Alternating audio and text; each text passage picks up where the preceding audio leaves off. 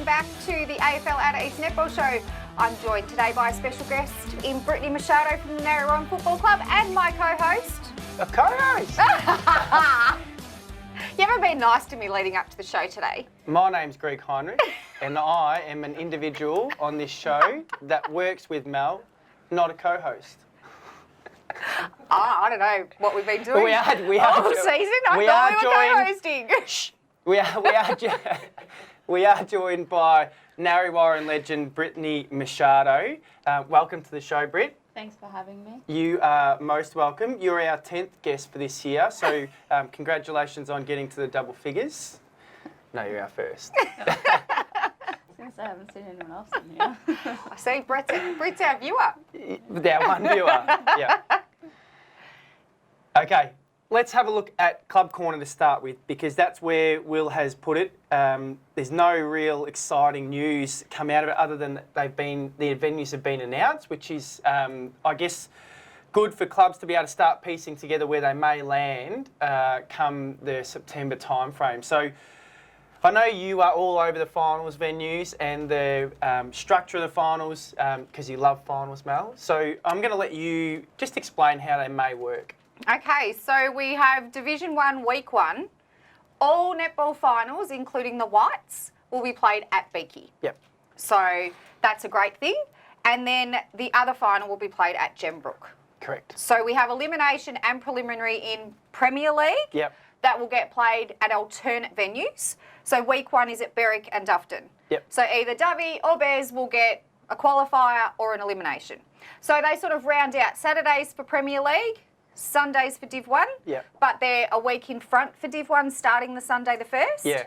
And then the following Saturday. Yeah, and that just allows Div- us to yeah. land, for Premier Division, Yeah. to land on the Grand Final Eve being the public holiday. Yes. And not have Grand Finals from either of those divisions on the same day. That's correct.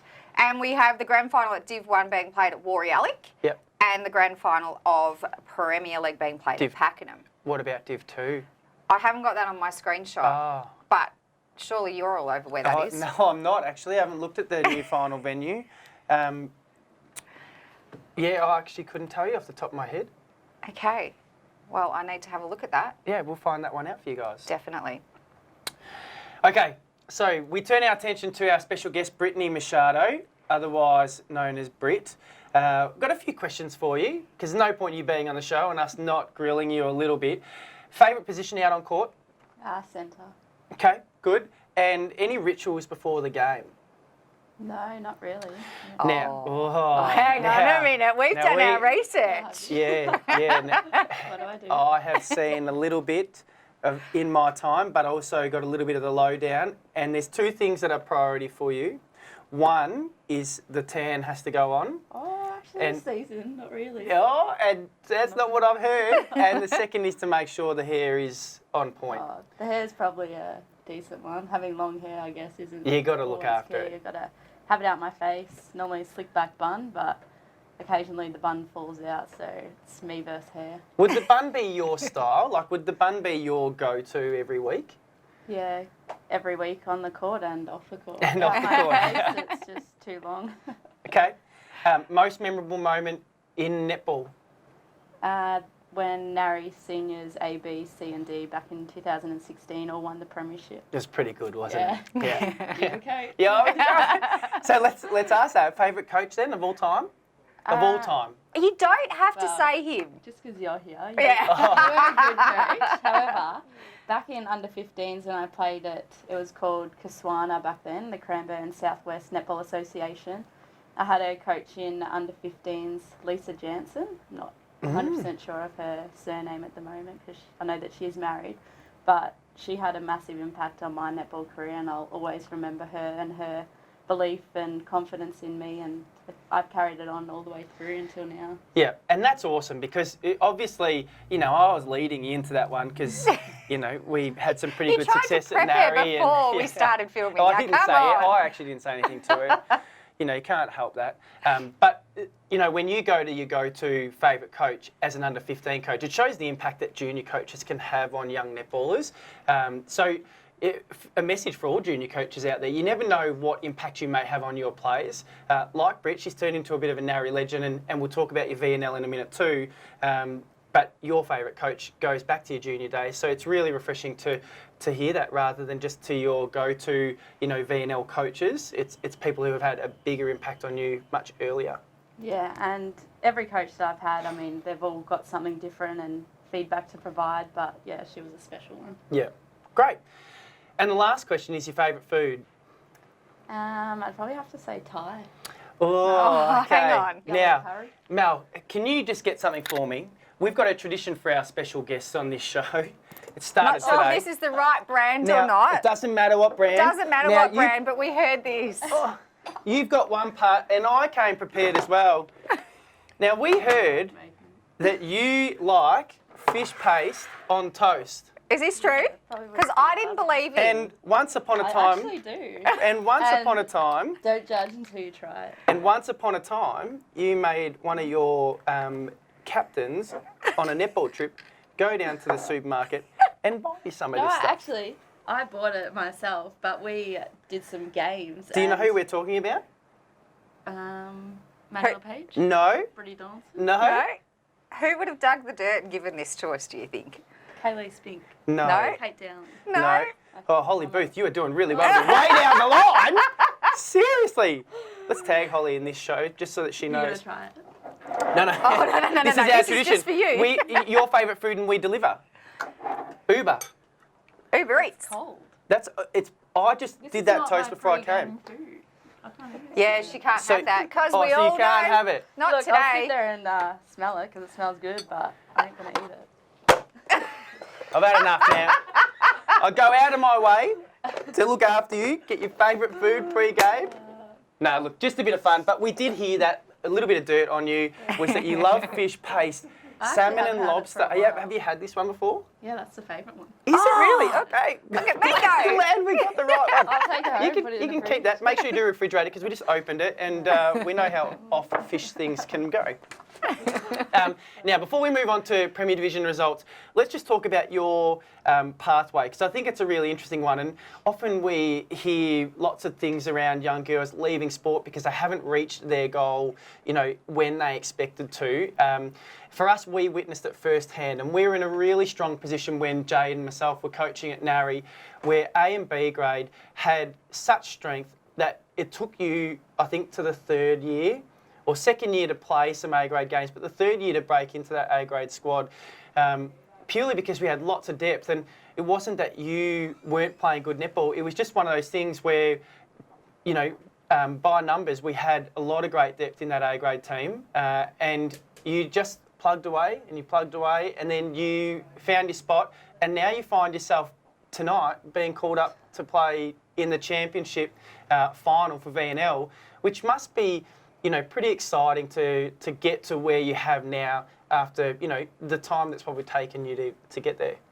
Yeah, I think I've really shocked myself. I think I've just put my head down, done the hard work, and just gone about it the way that I think any young netballer should. Like, if you believe in yourself and have the confidence, then you can literally do anything.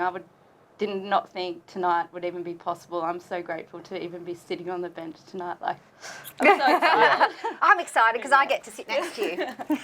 and just not to, if you don't achieve or you don't get selected in a particular team right now, it doesn't mean that your journey is over. How old are you now?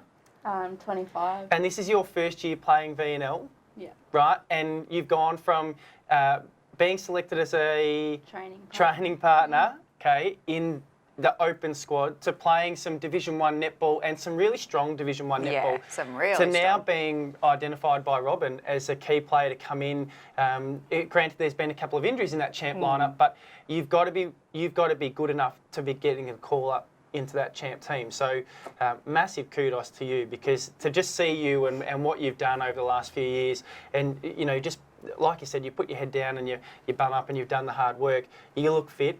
Okay, I've seen you play some Narry netball, obviously seen you play some VNL, and it's awesome to see what you're putting out there on court. So Yeah, congrats. it's been good. Thank you. 25's not so bad. No, 25's not. It's not so bad. But in terms of, I think the expectation for most young girls is that I need to make VNL when I'm 15 or 16, and it's just not the case. You know, I think netball is becoming a longer game now. We're seeing girls that are getting opportunities early 20s, mid 20s, and even, you know, the likes of Alyssa Kent, who got drafted to Queensland Firebirds in her late 20s to begin with. There's so many opportunities for girls that are just willing to do the hard work and wait for their opportunity. So let's go to the Premier Division results. These results. Because you guys are up first, and turn of the tables here. You guys defeated Wandin by 3 goals, 40-37 on the weekend. And I think I actually went to the first round where you guys lost to Wandin, and noticed that you and yourself and Chloe Phillips were on the bench to start with. Now, was it a different starting 7 this week? Yeah, it was this week. I guess last time Chloe and I were away for training and we hadn't worked on the things that Mum did with the team, so she put out a starting 7 that was probably a bit different than what she'd usually do. But I guess when Chloe and I came back on, we did end up being up at 3/4 time, but just weren't able to plug the margin back. But this week we went in with a different lineup.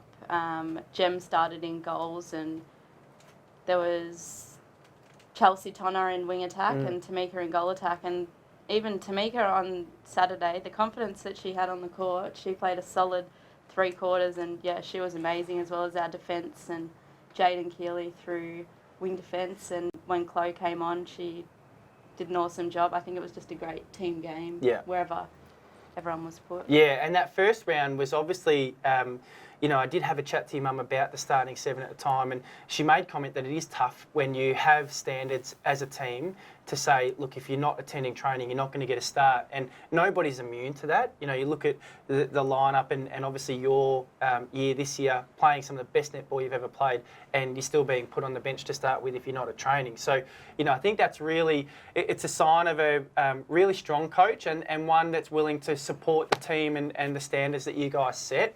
But great to see you be able to start in this game, because it's obviously made a difference, along with Katie Egan was named in the best, and Keely Brown next to you. So, you know, great win for you guys.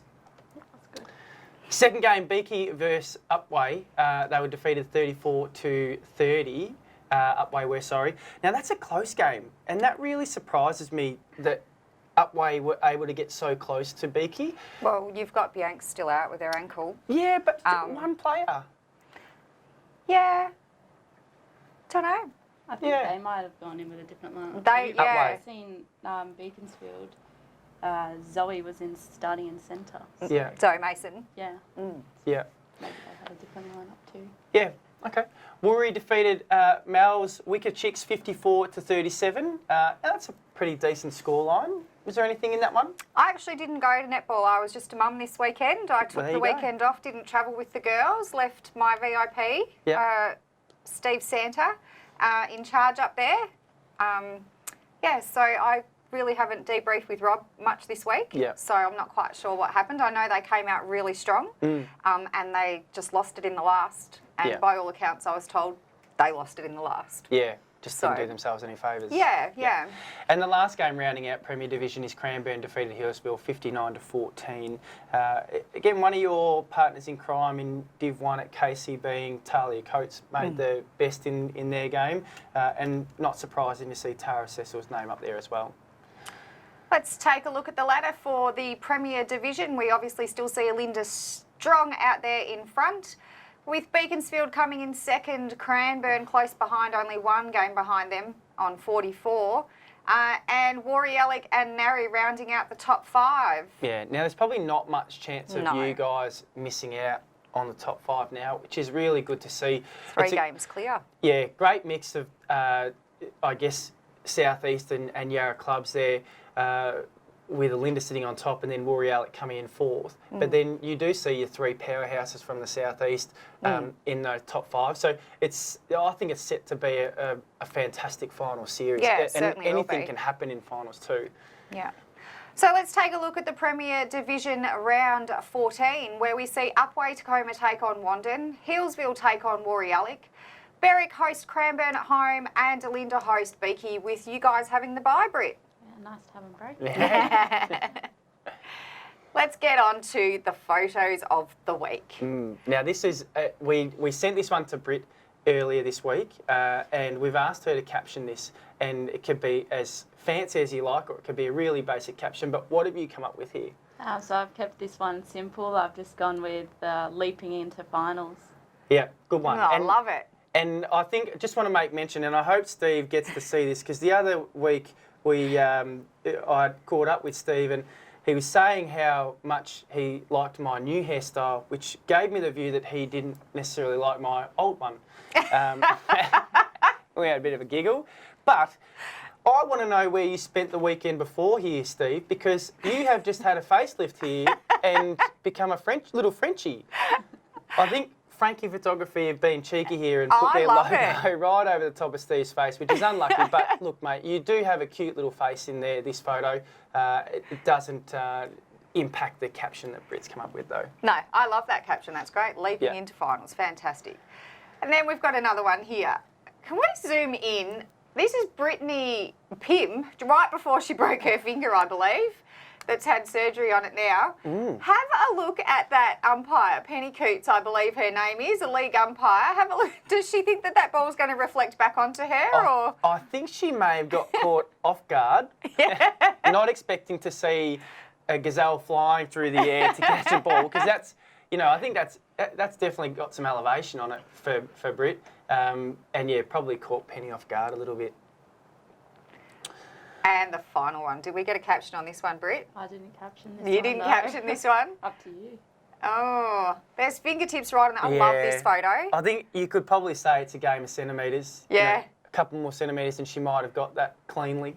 And I would also say run your feet to the ball. Don't lunge. So let's look at the Division 1 results from last week in round 13. We saw Rock defeat Mount Evelyn 28-24 and Emerald took out Doveton 36-31. Now you predicted this win last week. Yeah, and because we've been watching Emerald and I've had a chat to Trent a few times, and every time I've spoken to him, he's said that we are that close to pinning together 4 quarters, and they've persevered, and it's taken them this many weeks to get their first fantastic. win. Yeah, but congratulations to Emerald for getting across the line. Just quickly before we move on, Rock versus Mount Evelyn, 28-24. Now, both of those teams are quality teams, and I couldn't say if the weather was terrible, but that is very low scoring for an A-grade game when you've got some really talented VNL athletes running around on that court from both sides. Yeah. So when I saw that result, I was shocked to see how low scoring it was. They're both up in the top Well, it's 5. top 2. Well, It's 1 versus 2. Yeah. Yeah, so it was a battle of the top 2, but in saying that, top 2 teams only being able to score 28 goals and 24 goals in a game. Yeah, was it goal attempts? Yeah, was it misses? Was it just turnovers in the mid that they didn't get it down there? Couldn't do It'd it. be interesting to have some feedback on that, actually. But let's look at that ladder. So it still sees Rock on top. 2 games clear of Mount Ev now, and then Mount Ev at 12 points, so 3 games clear of Monbulk, who are on equal points with Pakenham, and then Warburton, Millgrove and Doveton round out the top 5. But Warburton, Millgrove obviously sitting in that 5th position based on percentage. Yeah. Yeah. So that'll be great. Okay, Div 1 fixture for this coming weekend. Belgrave play Mount Evelyn, Doveton versus Monbulk, Rock versus Emerald, and Warburton Millgrove versus Pakenham. And I think that last one, I went to watch them last time when they played at Pakenham. Yeah. And it was a cracker of a game. So I would expect that one to be another good game coming into this weekend. Awesome. Okay, Div 2 results from the weekend. Powtown defeated Yarra Glen 44-42. Massive upset. A massive upset. And, to the Powtown girls, well done for getting across the line, because Yarra Glen have had some really good hit-outs. They beat King Lake not that long ago. Or was it Yay? No, it might have been Yay. Yeah. So they've taken a big scalp. And then for Powtown to come out and do that, stellar netball. And it was a big weekend for everybody being the towards 0 round. So whether or not that just motivated them that little bit more to get them across the line.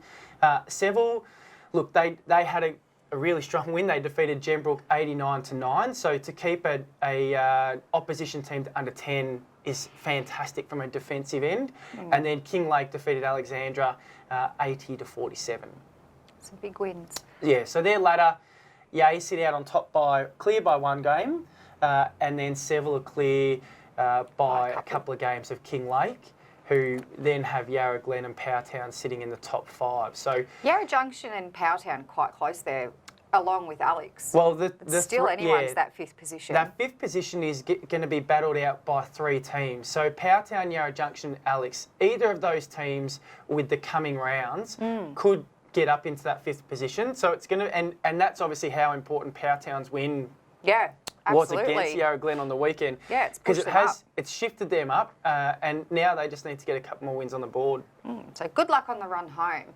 As we take a look at round 17 for the Division 2 fixture, we see Yea take on Powtown, Kinglake take on Yarra Junction, and Yarra Glen take on Alex, with the buys being with Seville and Gembrook. Just before we go, there's a couple of special mentions to a few players that have some really good milestones. One of those is young Amy Bidwell, who from Wickers, playing No, that's Laney's at the Wickers.